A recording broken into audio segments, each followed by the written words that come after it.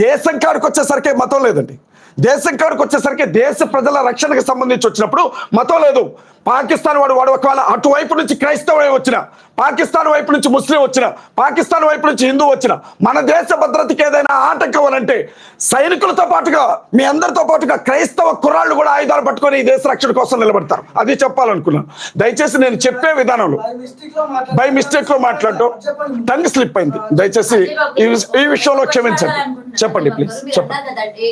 ఎవరు కూడా ఎటు పొలిటికల్ గానీ ఏది కూడా క్రైస్తవ వైపు నిలబడలేదు, ఎవరు మాకు న్యాయం జరగలేదు అని చెప్పారు కదా.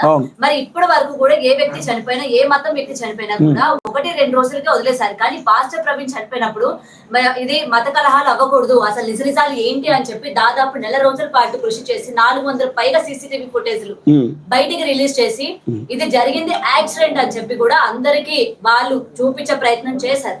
మరి ఇక్కడ నిజంగా మీ వైపు లేరంటారా గవర్నమెంట్? నేను ఒక విషయం చెప్తాను. మత కలహాలు జరుగుతాయా?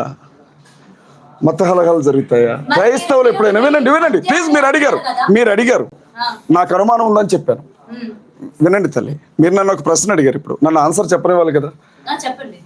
నేనేమంటానంటే భారతదేశ చరిత్రలో క్రైస్తవులు దాడి చేసిన ఏదైనా ఒక సందర్భాన్ని చూపించండి. ఏదైనా 3-4 రోజుల్లోనే ఆగిపోతుంది అన్నారు కదా. 1 నెల రోజులుగా క్రైస్తవులు అడుగుతున్నారు. ఎక్కడైనా ఒక బస్సు మీద రాయబడ్డదా ఏమైనా ఉంటే ఒక ఫుటేజ్ చూపించండి.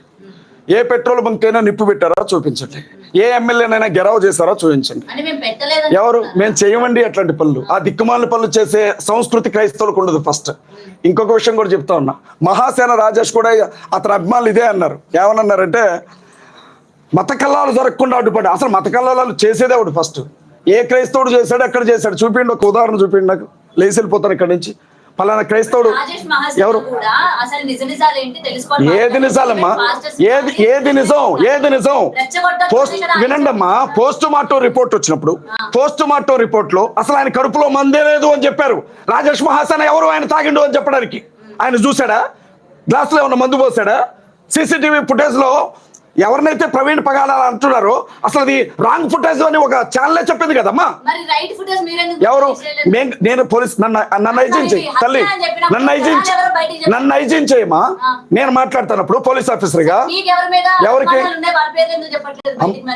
అమ్మ నేను ఒక విషయం చెప్తాను. అక్కడ చనిపోయిన వ్యక్తిని చూసాం. ఆ మనిషి ఏ స్థితిలో చనిపోయి పడిపోయి ఉన్నాడో చూసాం.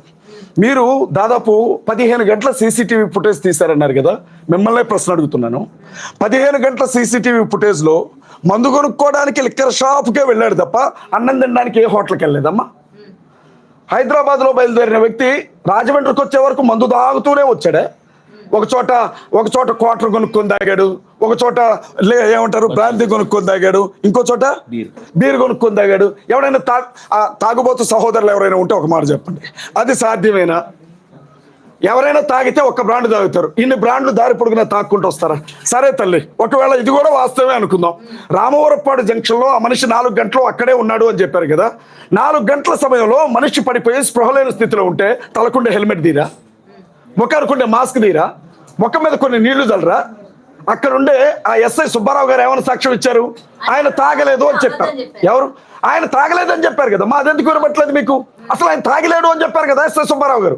హైదరాబాద్ లో తాగడం మొదలుపెట్టిన మనిషి రామవరపాడు దాకా తాగొస్తా ఉంటే ట్రాఫిక్ ఎస్ఐకి అర్థం కదా ఆయన ఏమన్నా తాగాడా అని అడిగితే, మీ మీడియా సంస్థలు అడిగితే ఆయన తాగలేడండి, ఆయన చాలా గౌరవప్రదంగా ఉన్నాడు అని చెప్పారు. మరి అదెందుకు సాక్ష్యంగా తీసుకోరు మీరు? ఇప్పుడు అమ్మా ఏమన్నా ఏ అయ్యా ఏదో అంటాం, టెక్నాలజీ నాకు పెద్దగా తెలియదు. ఏ అయ్యా మీరు ఇక్కడ కూర్చొని ఉన్నారు, బార్ షాప్ లో ఉన్నట్లుగా ఒక వీడియో చూపించడం మీకు ఒక 5 నిమిషాలు టైం ఇస్తారా? అది పెద్ద విషయమా? ఇన్ని 15 గంటల జర్నీలో ఎక్కడైనా మాస్క్ తీసిన మనిషిని చూపిండి అని అడుగుతున్నాం మేము. అరే ఉబ్బకి చచ్చిపోతారు కదమ్మా, చచ్చిపోతారు కదా. ఈ 15 గంటల జర్నీలో ఎక్కడా మాస్క్ తీయలేదు, కానీ చచ్చిపోయిన చోట మాత్రం మాస్క్ జాగ్రత్తగా మడత పెట్టి పక్కన పెట్టాడు. బండి మీద ఉన్నటువంటి వ్యక్తి ముందు కింద పడితే బండి బాలకృష్ణ రేంజ్లో లేచి మీద పడ్డదట. అబ్బా, చెప్పేవాడు షేక్స్పియర్ అయితే వినేవాడు ఎర్రి పుష్పం అని. బండి బాలకృష్ణ లెవెల్లో లేచి మీద పడ్డదట. కళ్ళజోడు ఆడ బయలుపోద్దాం, నేను చచ్చిపోయాను కానీ కళ్ళజోడు బయలుపోవద్దని ఇక్కడ ఉండే కళ్ళజోడు తీసి పక్కన పెట్టి చచ్చిపోయాడు పాపం కదమ్మా. మేము నమ్మాలి, అందుకే నమ్ముతున్నాం కదా తల్లి. ఇప్పుడు నువ్వు కంప్లైంట్ ఇచ్చినా కేసు పెడతారు, మళ్ళీ ఇదొక చికాకు మాకు. నమ్మేస్తున్నాం, యాక్సిడెంటే అని నమ్మేస్తున్నాం, కానీ అనుమానాలు ఉన్నాయి. నమ్మమని ఎవరు చెప్పలేదు. మీరు మరి అదే కదా, గట్టిగా వాదిస్తున్నారు. నమ్మమని ఎవరో చెప్పనప్పుడు, నమ్మమని ఎవరో చెప్పనప్పుడు ఎందుకు ఊరుకుంటున్నారు? ఎవరమ్మా? మీ వైపు నుంచి మీరు ఎవరున్నారు మాకు? దాడికి పాల్పడుతున్నారు. ఎవరున్నారు మాకు? ఎందుకు బయటపెట్టలేదు? ఎవరున్నారు మాకు? ఎవరున్నారు మాకు? మా తరపున ఏ రాజకీయ పార్టీ మాట్లాడింది? ఏ ఎమ్మెల్యే మాట్లాడాడు? మా తరపున ఏ పార్టీ అధికార ప్రతినిధి మాట్లాడాడు? మా తరపున ఎవరు మాట్లాడారు చెప్పండి? ఒక్క కేఏ పాల్ గారు మాట్లాడాడు. ఆయన ఎలా చిత్రీకరించారో ప్రజలందరికీ తెలుసు. హర్ష కుమార్ గారు మాట్లాడితే ఆయన అరెస్ట్ చేసి జైలుకి బయటికి తీసుకుపోయి ఇంటికి గుడ్డలను జింపి తీసుకొచ్చారు ఇంటికి. నిజమేనా కాదా? ఆ కొద్దో గొప్ప అనుమానం ఉంది అని మాట్లాడుతుంటే నాకు చేసిన సన్మానం కూడా చూశారు. ఇంకేం కావాలా? కేసులు భయపడుతున్నప్పుడు మరి భయం సార్, అందుకే ఇక్కడికి వచ్చి ప్రెస్ మీట్ పెట్టాను. నాకు చాలా భయం, నాకు 24 గంటల భయం కేసులంటే, అందుకే ఇక్కడికి వచ్చి ప్రెస్ మీట్ పెట్టాను సార్. సార్ ఇప్పుడు తల్లి ఒక్క నిమిషం అవుతారు, తల్లి ఒక్క నిమిషం మీరు అవుతారా? ఏనండి అమ్మా, ఒక్క నిమిషం నన్ను మాట్లాడినివ్వండి, ఒక్క నిమిషం మాట్లాడినివ్వండి. దానికి సమాధానం చెప్తాను. ఎవరికి పట్టలేదు, నీకు ఒక్కడికే ఎందుకు పట్టింది అని అడిగారు ఆయన. నేనేమంటున్నానంటే, నేను వేరు సార్, నేను మీకు కష్టం వచ్చినా నేను అలాగే మాట్లాడతాను.